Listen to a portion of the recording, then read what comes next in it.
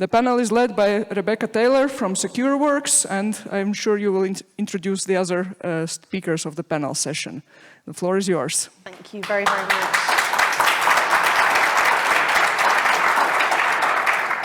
Okay, so welcome to our panel, the Female Conversation Empowering Women in Incident Response and Cyber Intelligence.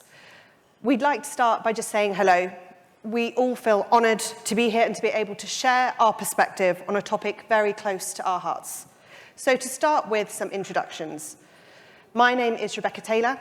I've been at Secureworks for 9 years. I've had a really brilliant career journey, actually starting as a personal assistant, so booking meeting rooms, organising travel, and have worked my way up the organisation. I've been part of business operations, then worked in incident command, and now I'm a threat intelligence knowledge manager in the counter-threat unit. I live in London with my husband and my 2 children, and I'm a graduate of the University of Portsmouth, having studied English and creative writing, so a slightly different pathway. So to welcome our panelists and give them their platform to introduce themselves. Hi everyone, I'm Amanda Capobianco. I am currently a Cyber Threat Intelligence Manager at Richemont International. I'm from the United States. I'm born and raised in New York, and I studied at St. John's University, where I graduated with a degree in computer science and a minor in cybersecurity. And I was fortunate enough to find an internship at where I currently work, where I was able to really explore threat hunting, incident response operations, and eventually cyber threat intelligence, where I am today. So next up, we would have had Audrey, but unfortunately, due to a lot of the visa issues that I think a lot of people experience, she's not able to be here today. But we wanted to give her this space still, just to say, if you're watching at home, Audrey, thank you for everything. Thank you for your experiences. Thank you for your contributions. And we hope that we will see you in Japan. Hi there, my name is Emer O'Neill. I lead the Security Response Centre at VMware. I'm based out of Ireland, so top picture there is my favourite place. I go every summer in West Cork. They say Cork is the true capital of Ireland, so hopefully no Dublin people here. I've 3 kids that keep me busy and a husband, so we love to go skiing, so that's a little bit about outside my life. I suppose my career path, in a nutshell, I started with computer science. Air hostessing was on the cards for a bit. I don't travel very well, so that was quickly put away. And then I got back into the tech field, where I've worked my way up for the last 20 years in a variety of different roles to where I am today. We did purchase a pandemic dog, Sut, so he is with me all the time when I'm at home. And a big achievement for me is I recently started football about 2 years ago, and I'm now coaching my daughter's football team. So that's just a little bit about me. Hello everyone, I am Khushali Dalal. I work with Juniper Networks. I'm a product security incident manager, and in my previous role within Juniper, I was a sales engineer. So I used to sell firewall, and now I work and help to fix some of the firewall vulnerabilities. So that I've been with Juniper for 4.5 years now. Just like Amanda, I was an intern, turned into an associate, and I have climbed up my ladder within Juniper. And along with my day job and annoying my husband, whenever I get chance, I like to go on a hike, I like to go stargazing, and I also like to play basketball. Hi, I'm Tracy Bills. I am a senior cybersecurity operations researcher at the CSIRT division of the Software Engineering Institute. I'm also a member of the board of directors here at FIRST. In my day job, I assist teams globally, especially with assisting countries develop their national level incident response capabilities. Prior to that, I did a lot of work in developing public and private partnerships, especially with cyber threat intelligence and information sharing, primarily in various roles amongst the US information sharing and analysis centers, or ISACs. And then prior to that, I led cyber threat intelligence teams in the Department of Defense. So not having enough to do during the pandemic. While my children were also working on college programs, I also started a master's in executive leadership. Thank you, team. So why are we here today? We're here to sow a seed. According to ISE², around 24% of the cybersecurity workforce is female. Yet despite the need for more diverse representation being a prominent conversation topic across the industry, there's still little focus on how it is actually achieved and the actions we can take to support this change. This change is needed for so many reasons, many of which were covered as part of the keynote earlier. Today, through a panel, we want to share with you our experiences, thoughts, and tips around empowering female talent in IR and CTI. We'll be breaking the conversations down into 3 key topics, these being hiring, retaining, and developing. Our final section is called If You Could Wave a Magic Wand, and gives each panelist a platform to share what they would change if they could in this empowerment space. So let's get on to the first topic. Hiring female talent into incident response and cyber intelligence roles is a challenge. Many factors play a part in why this is, but there is more conversation to be had on how to remedy the challenges and hire that diversity of talent and thought. I think it's fair to say most organizations are wanting to have more female representation. My own Secureworks CEO, Wendy Thomas, was quoted for wanting to push ahead and hire more female talent, sharing a goal of having women make up 50% of the company's global workforce by 2030. This objective and goal is reflected across many cybersecurity firms, but when we hear quotes, such as that taken from a recent Microsoft survey, that 71% of the women interviewed thought cybersecurity is too complex a career, and 27% believed men were seen as a better fit in cybersecurity roles, alarm bells start to ring, and the hiring challenge becomes that little bit harder. And so let's jump into our first questions, starting with Emma. According to The Guardian, women make up around 17% of the digital workforce, and has done for the past decade. There's a mix of opinions as to why this is, including low STEM subject uptake in girls, poor mentorship opportunities, and even the gender pay gap. What do you think the reason is that this hiring dynamic hasn't changed, and how can we change it? Sure, thanks. So I think based on my own experience, there's 2 areas I'd like to touch on. I think the first one is what I would see to be kind of the low-hanging fruit around something as simple as job descriptions.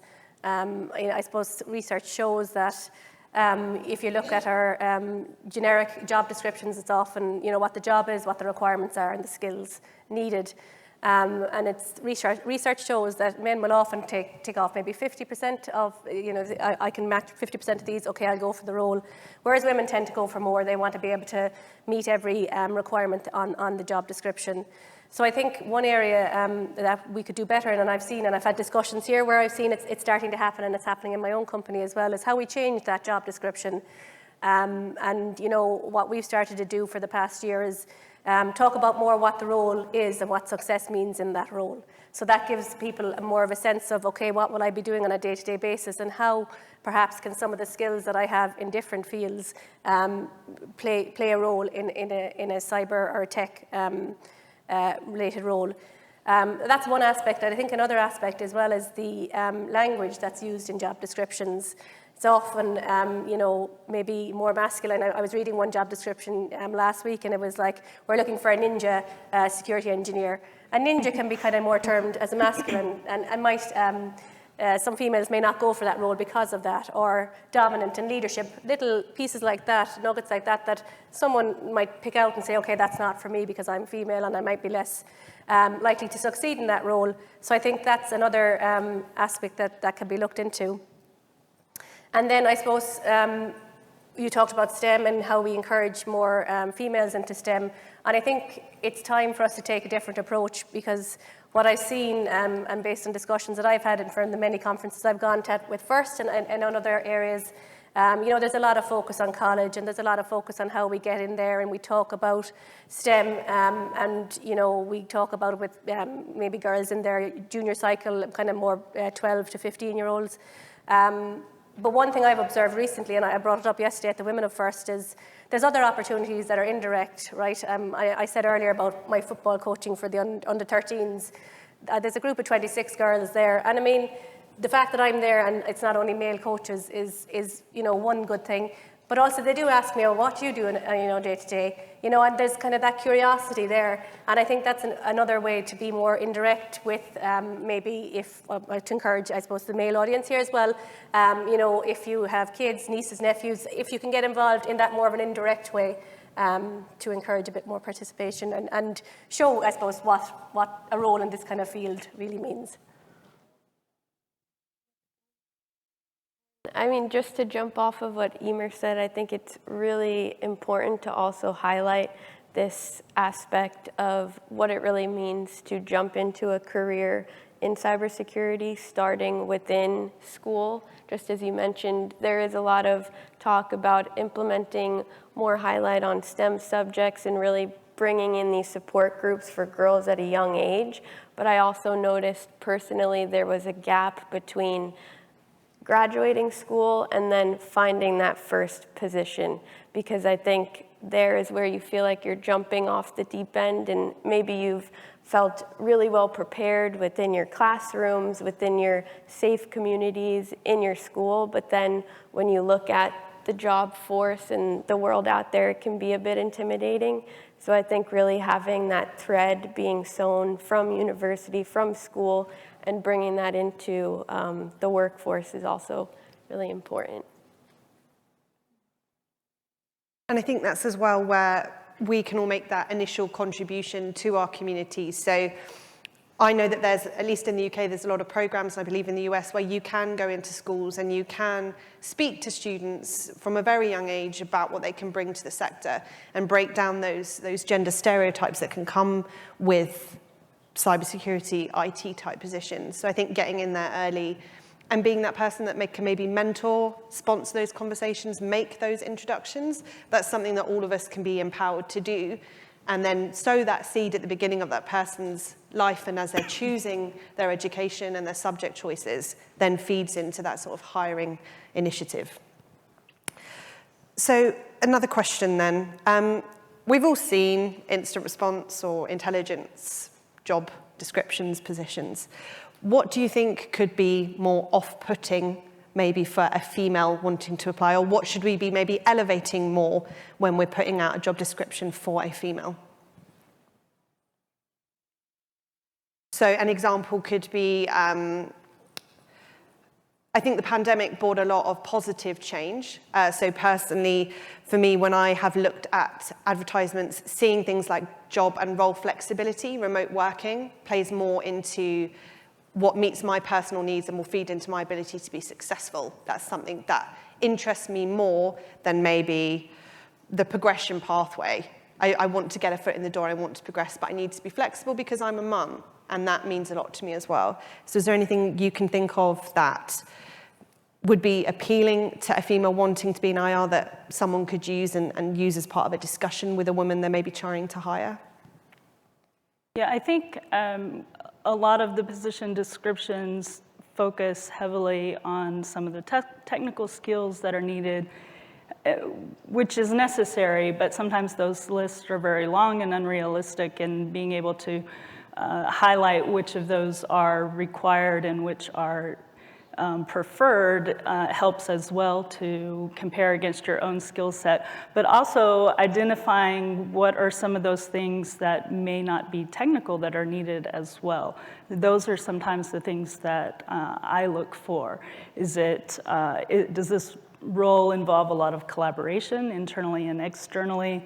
Are you relying heavily on communication skills and things of that nature, ability to problem solve? Focus on some of the things that aren't just the technical skills, and you may be able to also draw the attention of potential applicants that, like yourself, didn't take the computer science route or cybersecurity route initially, but have a lot to offer to your team. Just to tag along with what Tracy is mentioning, and we heard from Ted as well yesterday, where he said that, we talk a lot about soft skills. The more beneficial and the transition we can go is towards the core skills, because as Tracy said, is like the communication skill, being a multitasker, managing a team, and other things are very important. If you can't convey your message, you are not going to be good at what you are doing. So it's a very good way to mention about those things that are also important, along with the technical skills that are required in the role. So a mix of talking then about all the different skills that someone could bring, that maybe a female reading that advertisement could tap into, as well as that whole technical conversation that was again part of the keynote earlier. I know that I am that person that's, I'm not technical, so it very much resonated with me as part of the keynote earlier. And obviously what Ema is saying as well about getting to schools, having those conversations with those younger communities, and thinking about those advertisements and the ninja type lingo that might sort of filter through. So one last question for this section, and obviously we will have questions at the end. So Vasu Jekyll, who's VP of Microsoft Security, said, "A lack of representation can perpetuate and reinforce the gender gap by dissuading women from entering the industry." What do each of you think about this? And what could we do to sort of change that representation? Is there anything that sticks out for you? So just thinking back to my personal experience when I first started in my internship, I remember being connected with a woman that was the VP of IT for the company. And just, it was a real brief 5-minute conversation, but I remember the feeling I had leaving that phone call of, okay, there's something here that, a little string of hope or something to believe in. And it gave me a reason to feel like, okay, I can push forward in this environment.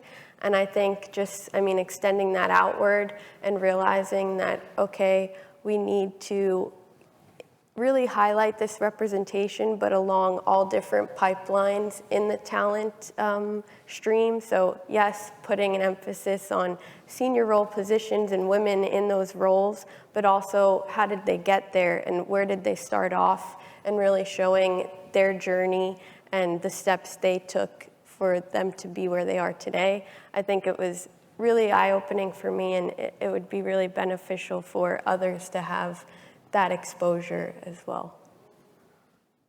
No, I agree, and I think, how if there's a small cohort of women, how they can get more involved too. I suppose a coach or mentor, new people coming to the company or be there, but also male allies, right? Talking about their experience and how they've supported maybe some of the women in their career progression within an organization, to show that there is a path, and it doesn't, just because there isn't a huge amount of females in the organization right now doesn't mean that's something we want to change, and that we do have people that are going to be able to work with you, to help you with that change and that growth.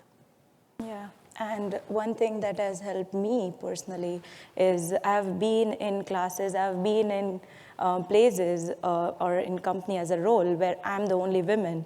But that's okay. I don't take it personally. I'm certainly the first one and the only one, but I'm not the last one.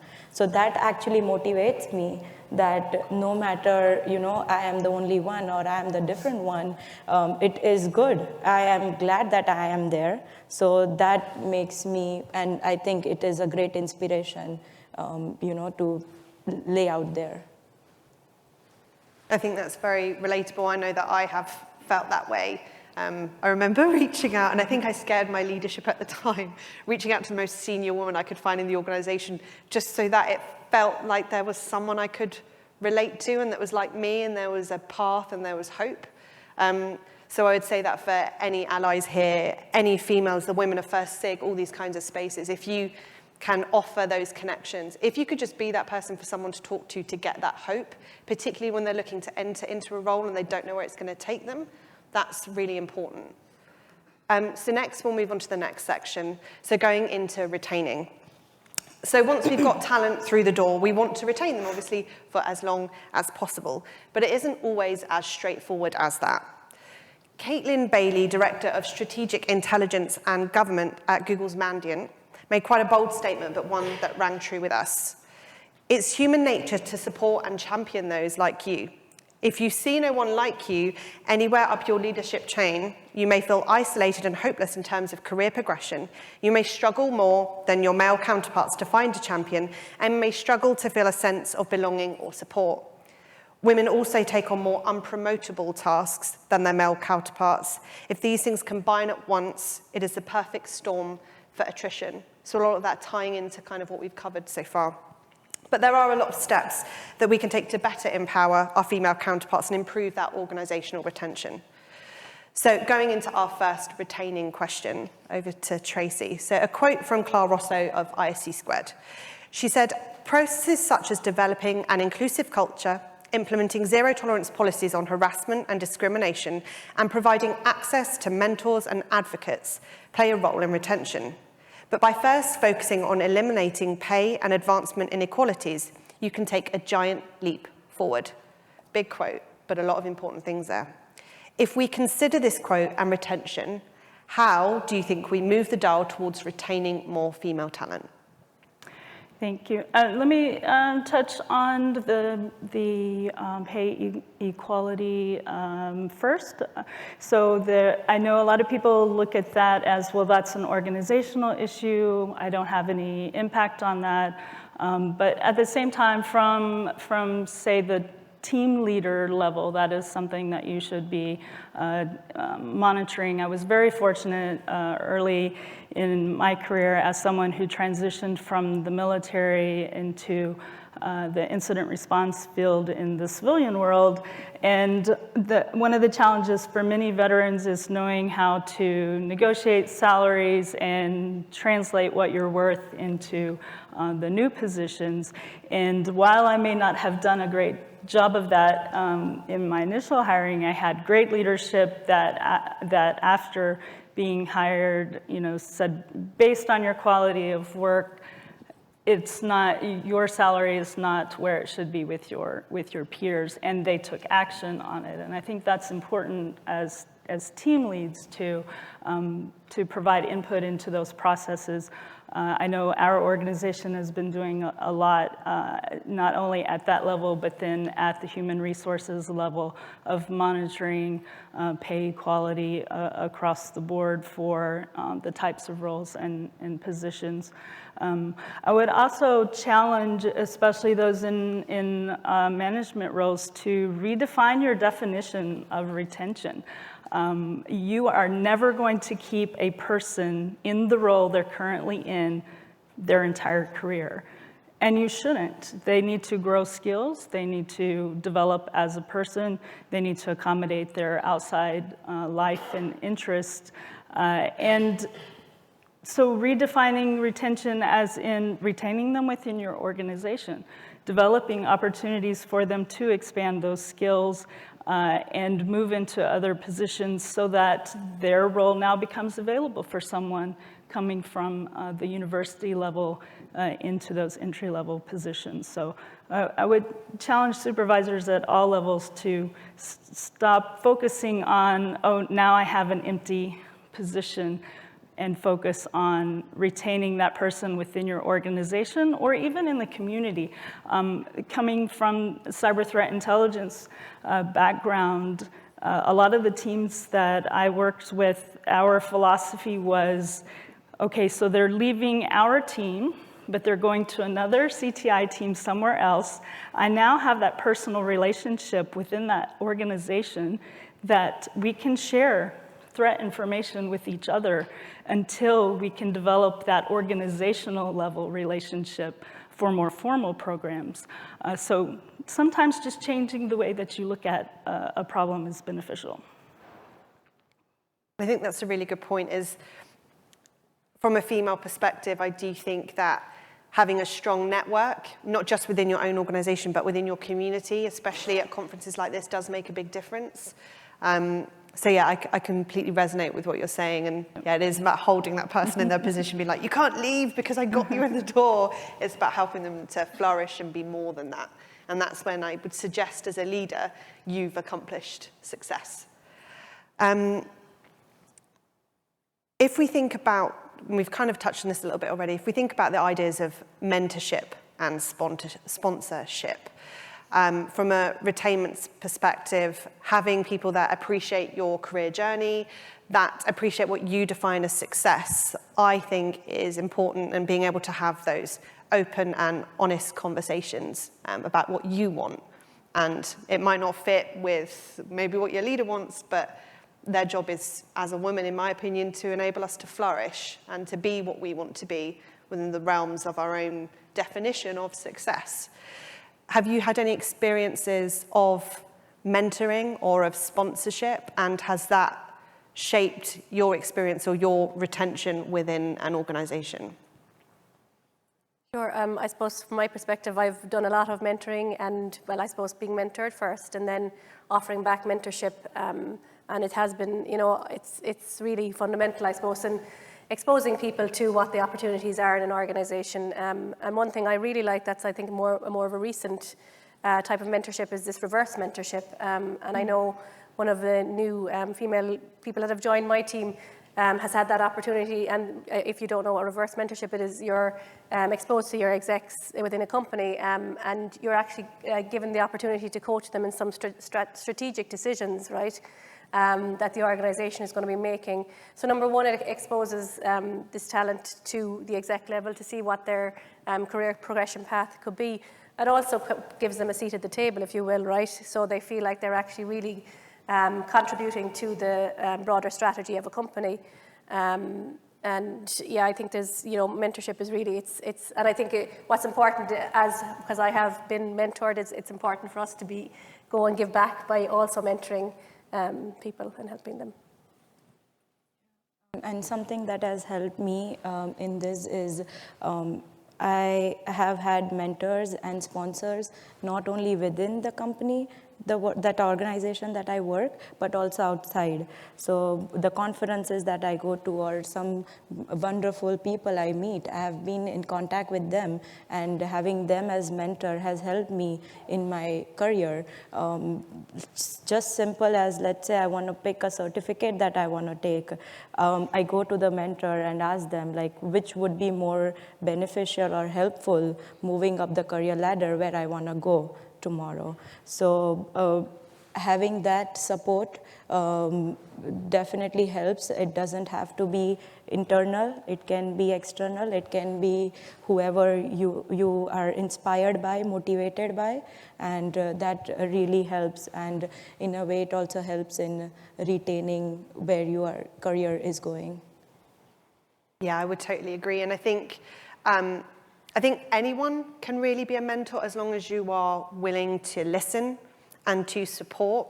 You don't have to have all the answers. You don't have to be a woman. You don't have to be a man. It's more about having that connection with the person and being able to guide them, provide good advice, help them find someone that could maybe fill that gap they have in their interest. Oh, I'm interested in a career here. Oh, I know someone there. Let me connect you. It doesn't have to be someone that knows absolutely everything. And I think with retaining talent and helping a woman to feel empowered in that instant response space, mentorship does play a really big part. And it is that relationship building and knowing that you're in a safe space. Did anyone have anything else they would like to add or throw out in regards to retainment? Okay, so we'll go on to the next topic, which is developing. Career progression, new opportunities and goals to help stretch and develop individuals at work is important, but must be based around that individual's own ambitions, their own goals, their adjustment needs, and their view of what success and development means to them. CSIRT International board member Betty Burke shared, "The vision is to enable women in cybersecurity to improve their brand, showcase their capabilities, and create new opportunities. Women need to have a platform and space to develop and progress." So let's go through to the next set of questions, and starting with Kushali.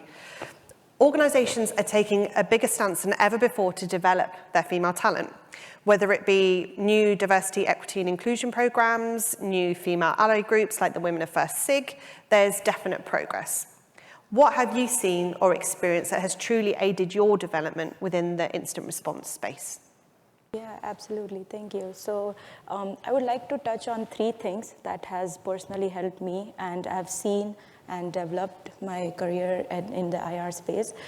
First, being up to date with the industry, with the trends. We know that our security field is changing every day, rather every moment, and staying up to date with the trends, whether following few security blogs. I listen to podcasts like driving or like taking shower, folding laundry. That's where I get my exposure to what's happening out there. So that's number 1 thing that has helped me in the development. We're staying up to date with what's going on. The second thing that I want to touch on is attending and being part of the outside community. Let's say this conference or any conference, any meetup, networking, going out there, learning about what work others are doing. I've been fortunate enough to be part of different conferences like Grace Hopper, Women of Cybersecurity, and there is a wonderful conference that happens in San Francisco. It's called Security. So security spelled with she. So those are great platform and great initiatives to go out there, be a part of the other world and see what's happening around in the security industry. That's number 2. And number 3, as we touched on the mentorship and sponsorship, when I see other women leaders who are a CISO or another executive level position, I get inspired by them. I get to see that I can be someone like that person one day. So that helps in my overall mental development, or also something that brings me joy, seeing that I can be in her shoes one day if I pursue that. So those are the 3 things that has worked my way so far in my development within IR. That's amazing. I think, again, it's kind of, we're not repeating ourselves, but there's a lot of common threads, and I think that they're all very accessible and small tweaks that we can all make to instigate these things. Just to share one story, one amazing conference that I went to in the UK, they specifically knew that females were struggling to attend because it was during the half-term holidays. So they specifically arranged for childcare, which was entirely free, but meant that women that wanted to be present and learn about cybersecurity could attend, knowing that their child was taken care of, and they didn't have to miss out because they'd chosen to be a mum or because their kids were on half-term. It's accessibility, and it does make a big difference. I'm not saying that should be a goal for first next year. That's a very big ask. But it's showing that change, and that when conferences, when mentoring opportunities, when learning opportunities are coming up, that more people are being thought about when they're set up and when they're considered. So next question then is for Amanda. So a goal for many organizations is to get greater female representation in senior ranking positions. How can we develop more women in incident response into leaders? And what do you see as the current gaps? So that's a really great question. And for me, going back to the topic of mentorships, I really think mentorship plays a critical role in the development process of anyone, whether you're female, male, it doesn't matter. But the point is having someone to build that trusting relationship with you, that you feel comfortable, and even, as you said, to kind of give that feedback in both directions. It builds just this safe space that you also feel empowered. You feel that your voice is being heard. And I think that plays a key role in developing into a leader, building the confidence, building your own unique voice, which then allows you to empower others in the same way that your mentor has empowered you. And I think that also then in parallel goes with putting a highlight on female representation in all levels of the talent pipeline. It doesn't have to be that your mentor is also a woman in a high-ranking position. It can be absolutely anyone within your organization, outside of your organization. but really just having someone to build that comfort and that safe space with you, it allows you to really just take off and kind of push yourself to take on challenges that you think that you may have not had the chance to. So yeah, I think mentorship is a key piece in really developing others into leaders. I might add to that as well. I think it's what I've learned, I suppose, over the course of my career is it's taking initiative as well by yourself to, like, one thing, if I went back 10 years ago, I would not have got up on the stage and spoken in front of people. It just wasn't me. And Toastmasters was an opportunity that came to VMware, and I said, okay, I'll give this a go. And I suppose that's what helped me build up this skill, right? One skill for being able to speak. Because I think to move up the ranks, it's not just your technical ability, it's your ability to communicate, it's your ability to engage, it's your ability to influence. So I think it's taking that initiative to seek out other opportunities that maybe you didn't think were on your list of to-do, you know, and I think it's great to kind of look at the technical aspect as well and keep yourself up to date in what's going on technically, but there is so many other opportunities within your organization and maybe even outside it at conferences like this where you kind of build out your network, you know, you're using your LinkedIn and, you know, people will reach out to you. I think just during the pandemic, ThriveWise was a conference, I hadn't heard of them, but they reached out to me to speak. And again, it was another forum where it was you were speaking to a kind of a diverse group of females in their kind of coming out of college and junior in their careers. The reason that came about was because I posted something on LinkedIn about attending a virtual conference. So again, that was another way that I got an opportunity to speak and learn and I suppose develop more. I actually really love what you just brought up because I too, I mean, still am, but I always dreaded public speaking and I never imagined that I would be sitting on a stage at a conference. But when looking back, what really helped me grow the confidence to take these chances were the small little initiatives in the beginning. So whether it was someone on my team giving me, you know, the turn in the meeting to share my piece, or it was my manager saying, hey, I've got an opportunity for you to give a presentation. Why don't you share your work in the next all hands meeting? Small things like that eventually help build your confidence to take the next leap, and yeah, it really pays off in the end. So that combination of exposure, so people kind of looking out for you and going, I think you could do that, and for want of a better word, throwing you in the deep end, I suppose, giving you that chance, but also people advocating for you, and that's where that sponsorship piece, again, plays a part, is someone going, you know what, I know you haven't done it before, and I know that maybe from a gender perspective, you could argue that women are quieter in the room compared to maybe the more dominant males in that instant response conversation. Giving that space and that platform and going, you have a go, all aids that development and can actually help you pick out what route you do want to take. Like I hope off the back of this opportunity we're like, I never want to publicly speak again. But at least it's that opportunity to develop, to see if you can enhance another skill. And so that's something, I would encourage everyone here to do, is if you do have a female in your team, maybe they're not putting themselves out there as much, but it's for us to have that conversation to ask and not assume that it's just that they don't want to. And to create that space for them to talk to you openly and say, yeah, I'd like a shot at that. Can I do it next time? And that feeds into that development conversation. And you'll find that ties into the retention as well. So if you're providing opportunities for any of your staff to be involved in a different project, it breaks up the monotony of maybe their routine tasks and then provides that development opportunity as well.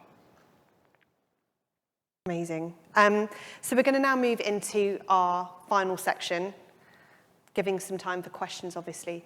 And this is our Wave a Magic Wand. I couldn't think of a better title for this section. And sometimes the magic can make a difference. So before this session, I pose this question to each of the panelists to give them space to consider what they'd like to share and express to you, the audience. So taking to the floor first and answering, if you could wave a magic wand and better empower females in incident response and cyber intelligence, what would you do? Is Amanda. So if I could wave a magic wand, I would wish to change the identity a bit of what it means to be a cybersecurity professional, what it looks like to be a hacker. All of these things I struggled with when first entering the workforce. I think there were really traditional roles that it was easy to kind of put yourself in this mindset of, okay, I have to fit this mold one day. But as I grew into my career, it was honestly the efforts of my other colleagues, my other teammates that helped me realize that I didn't have to fit that mold, and it was more important to build and create an identity in cybersecurity that was unique to me. And I feel like on our team that has really showed a lot of benefits because, as we know, the landscape is ever changing. Threat actors are more creative these days, and that requires to have unique perspectives and creative ways of coming and looking at these different problems. So if I could, I would really encourage that this identity not be seen as something so particular, and really opening our eyes that it can be anything that we want it to be, and it's up to us to really shape that. Moving on to Ina. Super. So yeah, if I could wave a magic wand, I think it would be to encourage more allies, both male and female, to look and help females explore other opportunities in their career. And I know this question came up earlier at the keynote about how can I be an ally. And I think there's multiple ways of doing that, and I'm going to share some examples. So when I started in VMware first, I was a technical support engineer, and I'd worked for about 7 months, and I went out to have my first child. But when I came back, I was approached by another female, and they said, look, there's an escalation manager role coming up. I think you'd be a really good fit. I used to sit near you. I heard you on calls with customers. You have a great way of dealing with customers. Would you ever think about it? And this was never on my radar. And you know, I think that's an ally, right? That's someone who sat near me who just, you know, had been in their career a little bit longer than me and just took that opportunity to, you know, give me this option. And I went for it. It was a hectic role, but I worked in it for a while. And then I have another example where when I got into product security, it wasn't by my choice. It was one of the male leaders in our office came to me and he said, look, there's an opportunity where I see you're the kind of person that won't let something go. And this was actually based on a team building event. We went out and we had to, I'm very competitive, we had to go and find all these things. So I was with 4 men and myself, and I wouldn't let them have a drink until we finished everything, and they were hanging for a drink. But again, it was an indirect example of where they kind of saw some skill that I would have that, you know, it was starting off product security, and I think most people here in the audience will know it can be a difficult role to hire for. It took me a year in Ireland because there's obviously a smaller number of people there. But again, I kind of segued a little bit, but that again was an ally, an indirect ally. So if you ask, like, how can I be an ally for women, it's little things like that, like even observing something where you think there's an opportunity and giving them advice.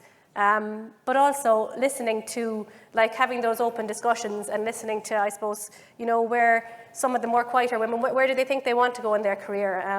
I know in VMware we have the power of diversity, I hope I've got the acronym right, pods, and I was part of the women pod there, and there's multiple other ones. If that's something you can start in your organization where you can go and have both male and females represented, where you start and it's just a safe space to talk and, you know, see what where people want to go in their career, and then see what role you can play as an ally to support that and help them grow and flourish. Wonderful. Can I have 10 magic wands? Yeah, so I would really focus and would wish for filling the security gap that we always talk about. We hear everywhere there are a lot of need of security practitioners. There are more jobs than the people that we have in security. So when I came out of college, I used to apply for 10 positions every day, out of which 9 were senior positions, somewhere around C-level executive, senior analyst. But then I am right out of college. I need a role which is associate level, which provides me the platform or the training to climb up the ladder. So I would really want for more people or more practitioners who are passionate about security to come join us by providing platform and opportunities at entry level. There are positions out there which are senior level, but personally, I have seen very few, which gives you the training and, hey, today you are not a senior, tomorrow you will be a senior. So having that magic wand would have helped me a few years back, and I wish that helps everyone if we move forward with it. So my magic wand relates to education, as well as I think it ties into the identity as well. I love seeing all of the new efforts and programs for young girls through college. The part that sometimes is a little bit of a pet peeve of mine is that they are all seem to be focused on coding and computer science, and each one of us are in different roles when it comes to incident response and cyber threat intelligence, as well as all of the many other roles that are within cybersecurity. And so I'd love to see more initiatives to talk about all of the different roles that are in cybersecurity, as well as a lot of those other skills that, that those roles need. Because I think that would really draw the attention of individuals who maybe aren't naturally drawn to some of the STEM topics because they don't realize that there are other aspects of the role that play an important part. And those are things I don't think, I don't expect every person in the audience to go develop some massive program for their country, but there are things that we can do individually. As Emer talked about earlier, we all have young people in our lives that we come across that we can, be more vocal about what it is that we do and talk about the positive things that we get to participate in. This conference alone is one of the exciting parts of most of our jobs, and if we're not talking about that with others who aren't in this community, then how could we expect them to want to join it? So that would be my challenge to each of you, is to find some opportunity to talk about what you do with others. And the other aspect of that is I would really love to see us flip the script. There are so many stats that, it can become depressing when you're flipping through LinkedIn and every other article is about there aren't enough women in cybersecurity. There's, all of these issues within that are related to that. There are so many wonderful women in this field. Why are we not voicing the positive stories and our positive experiences in the field more often? I want to see more of that so that it will attract new people to the field.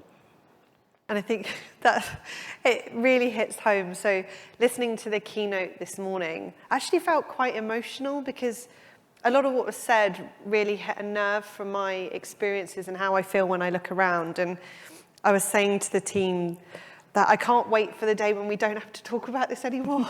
There is a balance, and that we're comfortable, and that women, girls that are wanting to progress can see the way and can see how they get into STEM, but see they don't have to code, and that there's other opportunities. And we can look across a board or a panel and there's really fantastic representation. So as incredible as it is to be here and to spend time talking about this really critical topic and how we can get there, I can't wait till we don't have to anymore. And so we're moving now towards that wrap-up stage. So I just want to finish by saying thank you again for this opportunity to this amazing panel. Thank you so much for your thoughts and for sharing so openly, and to the audience for listening and for being our allies. making one small change based off something that we've said to you today can make the biggest difference for that female in your team or that woman that's wanting that opportunity. We hope this panel has obviously helped you to understand how you can accomplish that change and the things you can take back home with you and bring into the way you work and into your incident response and intelligence efforts. So we've left around 30 minutes because I just wanted to give you the opportunity to ask us any questions if you have any.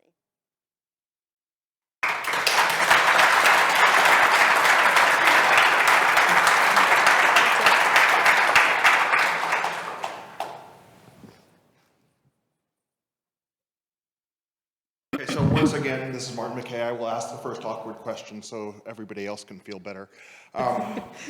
You talk about growth and retention as two different concepts. In my experience in the work community with smaller companies, it's always been you have to include growth options in your retention process. You have to be growing people into that next position. Do you feel that that is a difference between small corporations, where I've been, and large corporations, or is that something that women are having a harder problem actually getting involved in than men might? So one of the things that, especially in small and medium-sized organizations, which I would somewhat consider mine to be, it's a fact there are only so many leadership positions, right, at different levels. You can't, an organization, depending on their business, can't necessarily change their size to increase the number of roles. And my specific job that I do, I love a lot. I don't necessarily want to stop doing that, but I want to continue growing knowledge-wise and in my leadership capabilities. And so one of the things that I decided to do was, how can I do that while staying within my organization? And I looked at the broader community then. So that's one of the reasons why a lot of our staff are very involved in the first opportunities. One of the reasons that I originally ran for the board of directors. And this may not fit for everyone, but as an individual, there are development opportunities and growth opportunities, leadership opportunities. Don't limit yourself to what role you're in within your organization. But you're right, they are very tied together, and if you have a good leader, they're going to help you identify some of those additional opportunities. Thank you very much. So I've got a few things to say. I'll try to keep it quick because everyone's heard enough from me this week. But the first of all is, when this panel was chosen, it was one of only a handful that got full votes. So despite the fact that our committee was mostly men, as I mentioned this morning, they all agreed that this had to be heard. So I think that's really important from a recognition that people are saying, yes, these are voices that need to be heard, as I said this morning. A second one is just a technique that we use in the Canadian government for some reviews, and that's blind reviews. So, and it's not just with gender, it can be with ethnicity and other things, is that you do a review of prospective candidates with just a number. You don't know what the name is, you can't tell whether it's a man, woman. I think there were some experiments in the States where they submitted the same paper, and depending on whether it was an African-American name or an English-sounding name, it got completely different results. So I think blind reviews is another way to try to promote based on quality. And the third one gets into some unintended consequences and how sometimes you do things that are just a little bit off the side that help out. When I was in university, as president of the Computer Science Society, I wanted to have fun, and I was like, let's run beer and pizza nights with free pizza because I was in charge of it. And it doesn't matter. What happened was the unintended consequences with first and second and third and fourth year university students started talking to each other. The number of A students in first year doubled that year. And I just wanted to have fun, but it helped out. Similarly, a few years ago, I recognized that we need to get more people into cyber roles. And it wasn't necessarily men, women, it was just we need more people. The computer science paths are not feeding that. And this is where we mentioned about core skills. I called them soft skills up until 2 months ago, and I said, let's call them core skills. Communication, what are the fundamentals that I really care about? And I started pitching those kind of things to students. We have a really good student program. And it turns out, my intention was to give better communication skills to the more technical people, better technical skills to the communication people, have them on the same team. It turns out it's a lot easier to teach technical skills to people who are good at communicating than trying to do the reverse. But when I do this recruiting pitch, I need you to be able to communicate, I need you to be able to organize, to be able to do all these things. As long as you want to learn technical, we can teach you the technical. 80% of the students who apply are women. And they do really, really well. One of them, after a couple of terms with us, she said, the Bank of Canada is looking for somebody for a cyber term, but I'm not really a cyber person. I said, you've done 8 months with us. You are better than anyone there. She did 1 term there. She's head of cyber threat intelligence for the Bank of Canada. The other one is Rebecca that I called out this morning. I mean, some really, really brilliant people that come out through this of saying, I don't care what your background is, as long as you've got these core skills, I can teach you the rest. So any thoughts on that?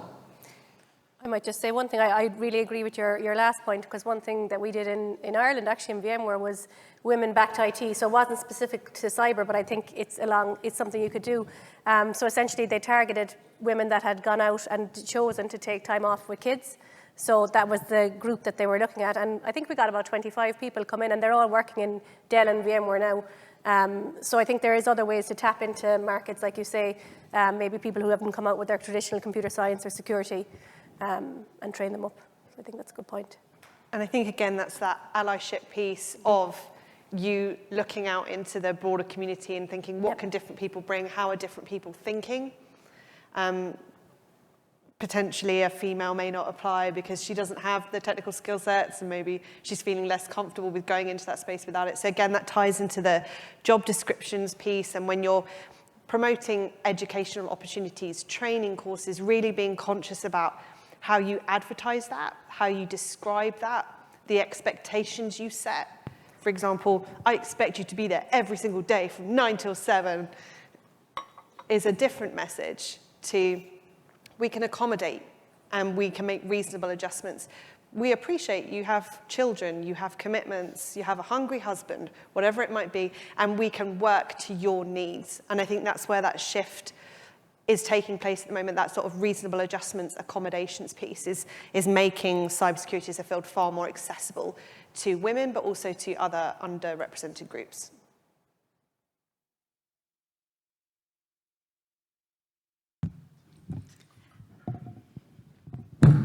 Hi, my name's Lisa. Thank you very much for this session, and also thank you for the focus on empowering women in the first conference.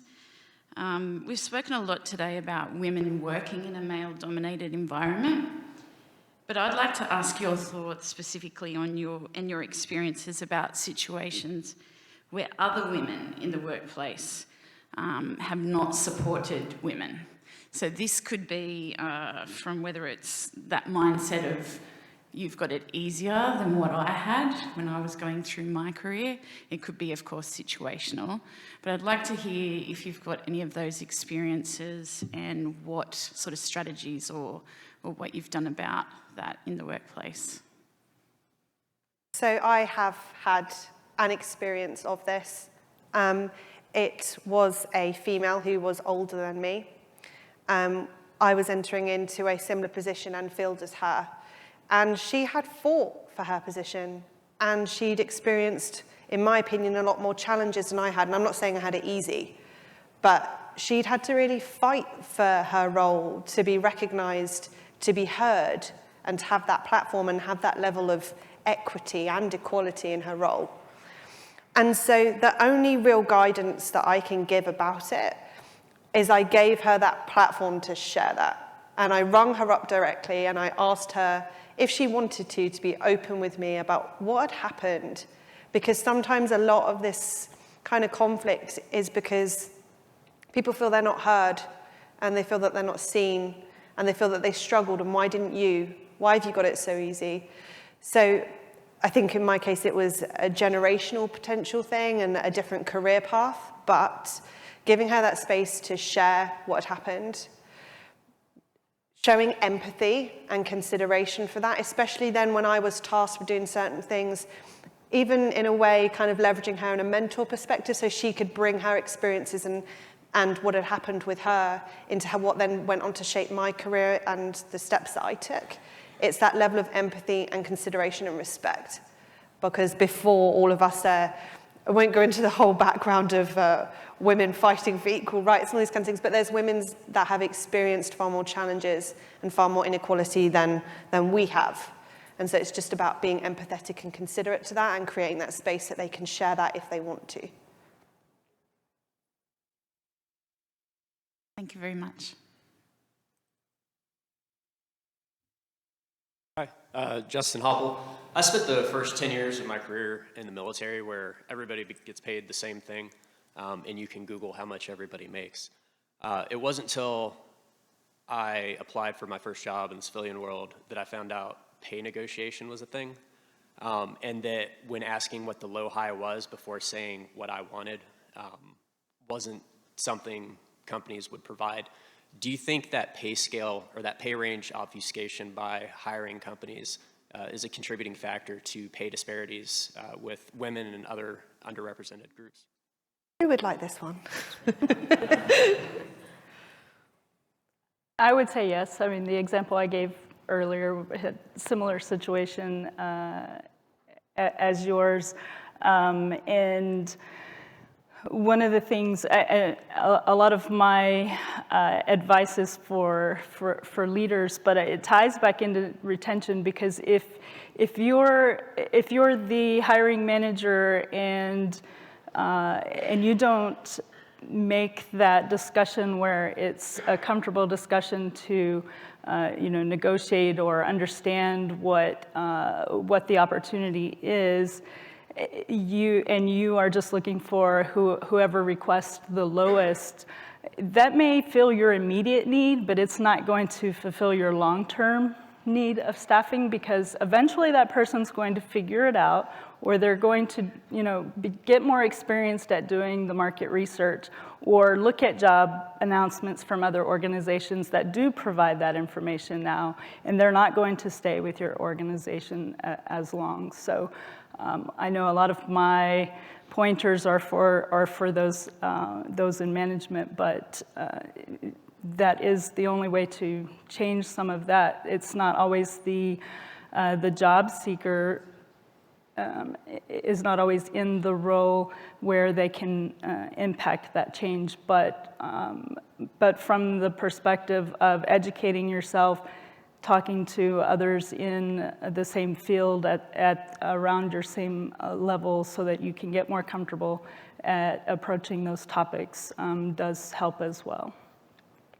It's definitely one of the more yuckier topics, I would suggest. Yes. Yeah. You're going to go, no, I'm totally worth another however many grand, give me more. It's not an attractive conversation, and I know that I have and do struggle to have those conversations. It's that self-worth part that was spoken about this morning in the keynote.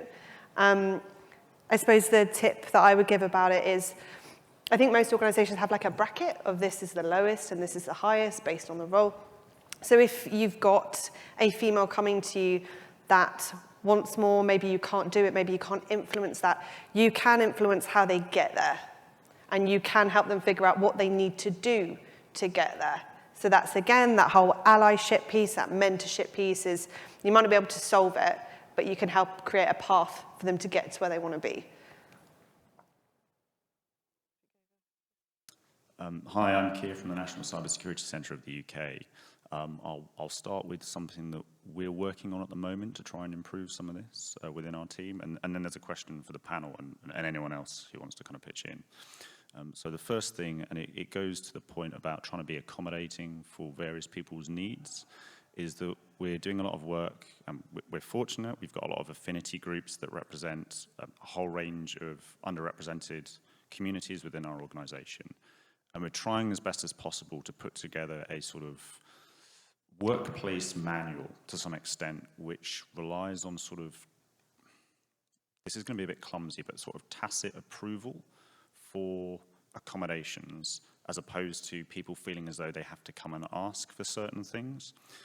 So like scheduling meetings and putting in there going, meetings should only really be scheduled for non-operational reasons between about 10 o'clock and 2 o'clock, so that you don't feel as though you have to ask someone for approval to go and do, whether it's a doctor's appointment or you need to take some time out. So that's something that we're trying to work on, and we're trying to make sure it's as applicable to as many underrepresented communities as possible for various different things that they might need. And we're getting there, it's not perfect. But then the question I had, and apologies if, again, this is a bit clumsy and it comes with a bit of a UK lens, but it goes back to the comment in the keynote earlier on the distinction between technical and non-technical and how that's not necessarily useful.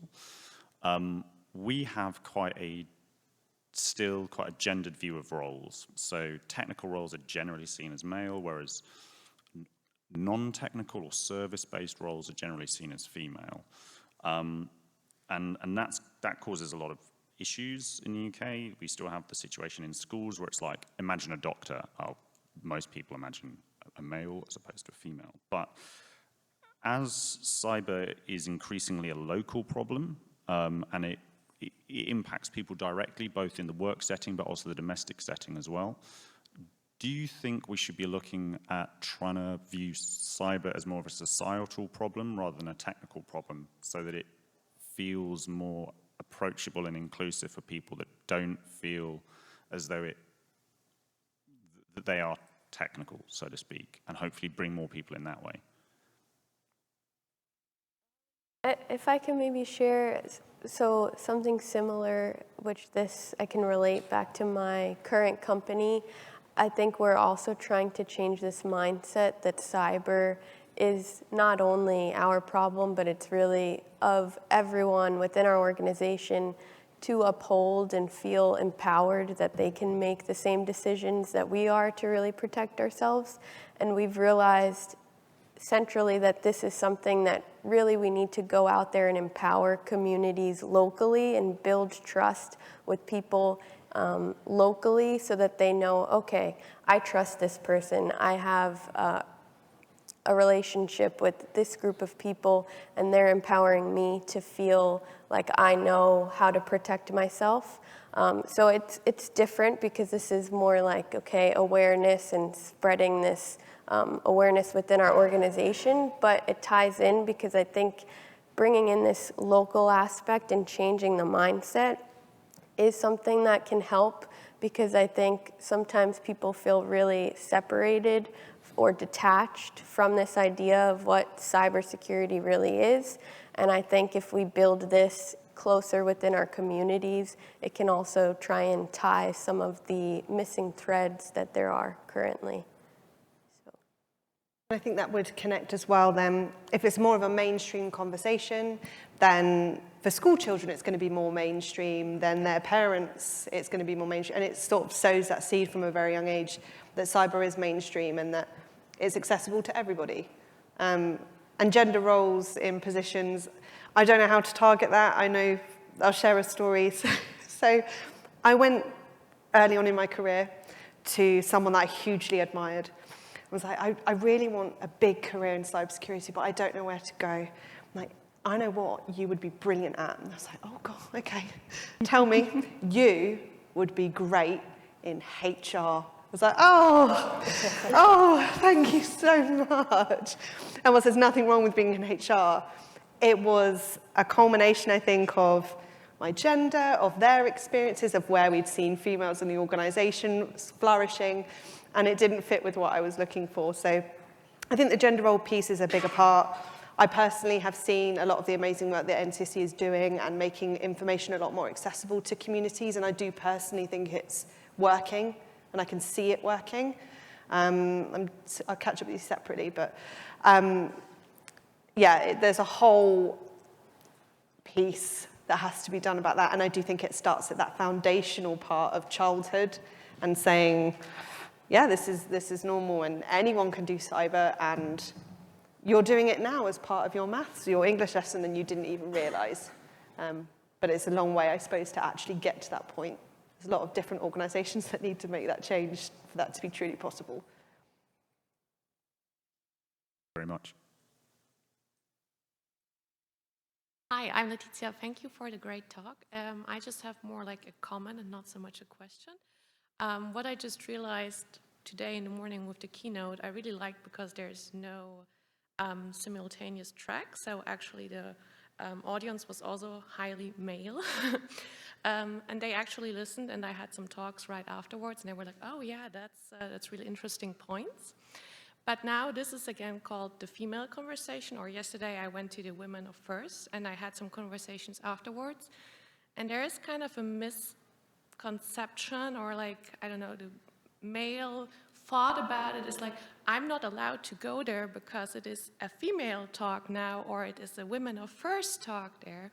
And I think it would be actually really helpful if more also men would participate in the audience at these talks. So thank you for all the males who are here now. But I've seen a lot of delegations where it's like women and men come here. It's the same for us.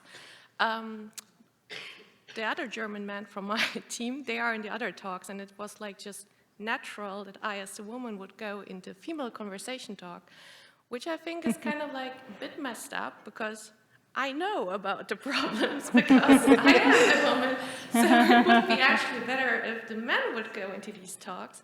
And I was just thinking, like, maybe it's actually something about the title, because if it's like the female conversation or so, it triggers like, yeah, well, then the woman has to go there because I'm the man. I will go to the other tracks. It's like this female thing. It was just like a comment I was thinking about, because I think it would be really helpful if more men would hear what we were discussing about, because I mean, we as the women, we already know kind of what the problem is.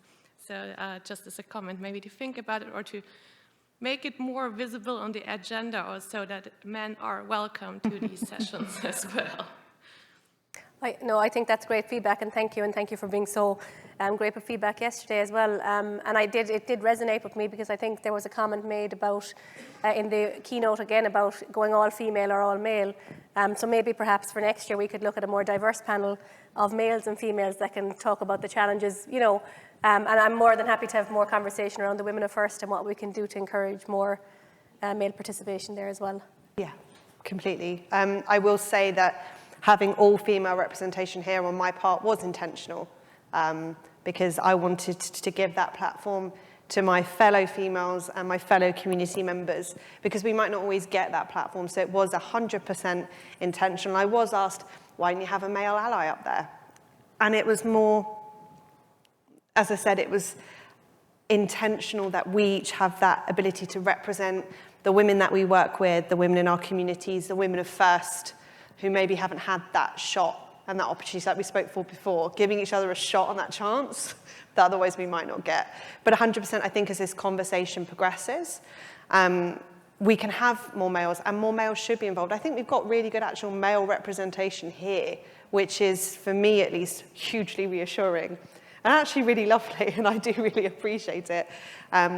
Again, the title was I chose it specifically because this is a female conversation. This is us laying it out there, saying our experiences, with the hope that there are like-minded and open-minded males, females, non-binary attendees that are open to that conversation.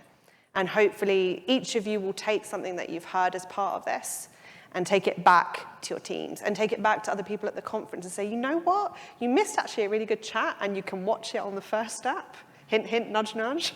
So hopefully next year we can give a different kind of title, we can have a different kind of lead up, and we can have a different kind of promotion. But for our first sort of stab at this, I'm really incredibly proud of each of you, and I'm very incredibly proud of all of you for putting yourself out there and maybe going to a topic that didn't necessarily fit with the typical expectations of an incident response conference. So thank you everyone for supporting us. Thank you for the panel. And then just maybe like all the females, give your males a push to join the talk. Ask them why they didn't come. Yeah. So just to say, we've got 5 minutes left, so these will hopefully be, we should get through them all. Go for it. So I wanted to talk a little bit about hiring and retention. And I think a lot of the traditional gender roles, so it's not a question, really a comment, is supported by what we see as professional. So I'm from the Bahamas, and we tend to have a very traditional, formal working environment. And what I've observed is that women are judged harsher when they're in technical roles as being non-professionals. So I'll give you an example. A man in a role can show up to work in some jeans and tennis shoes, and that's considered fine. He's comfortable, he does the job. The same woman in the a woman in the exact same role, she must appear to be feminine. And that is supported by this idea of what is professional. And I think a lot of when we see some of these prejudice shows up in these roles that are technical, they're supported by this idea that it is professional. So if you're an extrovert person like me, someone will say, "Oh, you don't look like a technologist. You should be in HR. You don't appear," and then to further add insult to injury, we as women, we perpetuate this messaging by saying to women, this is how we should show up. We need to show up soft. We need to have our serious face when we talk to men. We have these, because I've been told that we can't be too fun, or we can't be our authentic selves because men won't take us seriously. And so the point I'm making here is, if we want to really move the needle to hire women as well as retain them, we have to let women be who they are, show up as we are in our own space with our own personalities, and not overshadow that with some kind of ideal that something is professional or not professional. And that's my point.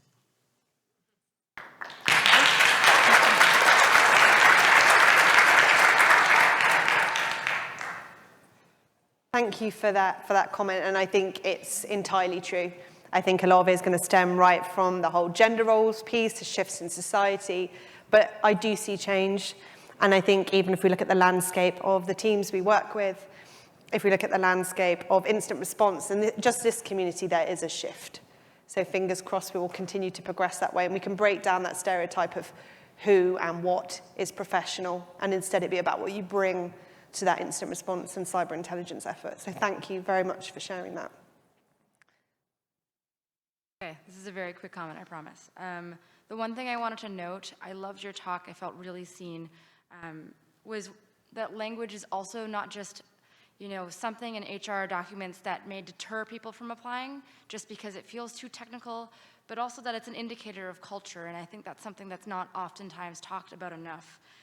I will pause or hesitate to apply to a job if the job application language demonstrates a bro-y culture, a cyber guy culture, a space where I already might feel like I'm less valued entering into because they're looking for ninjas, superstars, people who can just power through, as opposed to, demonstrating that the culture of their organization values, perspective, diversity, experience, and also opinions from all levels of management and chains.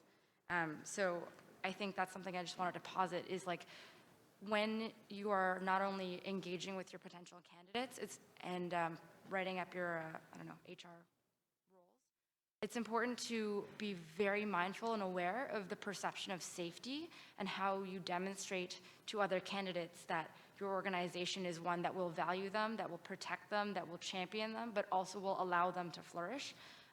Because sometimes, even if you are a positive organization and your culture is strong, there is a gap and there's a lack of consistency in how you message it externally. So that's all.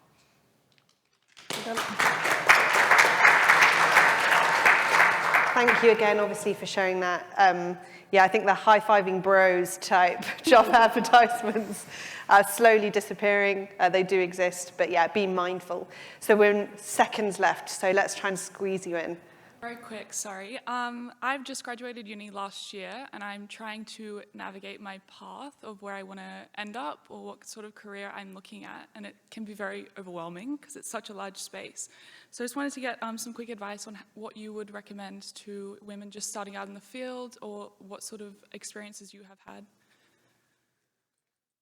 Yeah, go for it.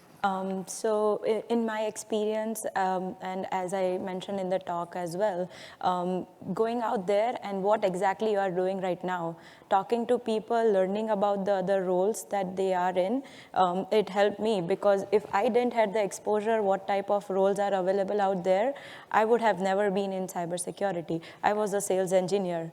I transitioned into security because I got to know about it, I became passionate about it, so I grew in that. Having said that, just being out there, whatever your medium of learning is, podcast, reading newsletters, attending trainings, attending conference, taking up a certification. Anything that you prefer and is your learning methodology, that would help you to navigate through which path or which career you want to choose within the security industry. Because as we are talking, we heard there are endless number of opportunities from technical to non-technical. It doesn't have to be one way. There is ethical hacker, pen tester, which are deeply technical, to non-technical paths as analyst, and there is no one better than the other. It just depends on what you are curious in, what's your passion, and the more you talk to people, the more you learn about different roles, the more you'll better understand what suits you well. I'll end with saying you've got 5 women here that see you and hear you and have your back. So if you want to have a chat and we can support you, please just message us and we'll do what we can. Thank you so much. Thank you everyone for attending.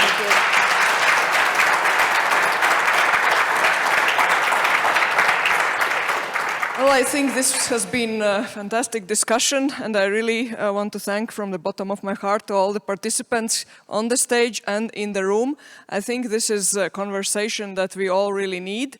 There are a lot of good ideas that we can take with us and small things that we can implement in our next advertisement for a job or when we do interviews, etc., etc. So let's just think about this more often, and then I think the community and our space will improve. It will not happen overnight, but I think we are on a good path. So let's give one more round of applause.